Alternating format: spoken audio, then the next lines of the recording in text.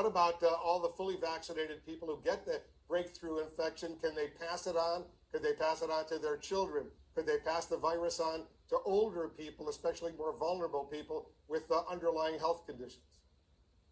And that's exactly the point that we made in our guidance. So yes, they can with the Delta variant. And that was the reason that we changed our guidance last Tuesday.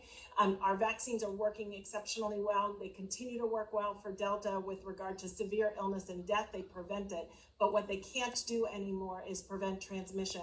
So if you're going home to somebody who has not been vaccinated, to somebody who can't get vaccinated, somebody who might be immunosuppressed or a little bit frail, somebody who has comorbidities that put them at high risk, I would suggest you wear a mask in public indoor settings. Especially if there's a breakthrough case, you get COVID, you're fully vaccinated, but you are totally asymptomatic, you could still pass on the virus to someone else. Is that right?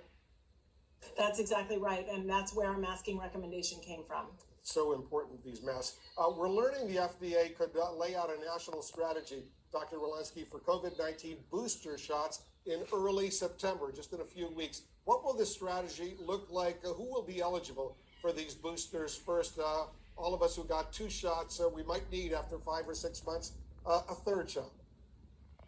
We're looking at those data carefully. Those data include looking at clinical cohorts, our clinical trials, cohorts from across the country, our essential workers, long-term care facilities, healthcare workers who were vaccinated early. And we're working closely with the FDA following those data, and we'll come up with a plan soon in September.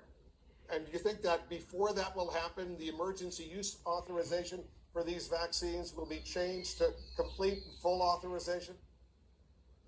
That lies squarely with the FDA, but I know that they're working very hard in order to get that full approval, because I recognize that we all recognize that some people are waiting for that approval to get vaccinated.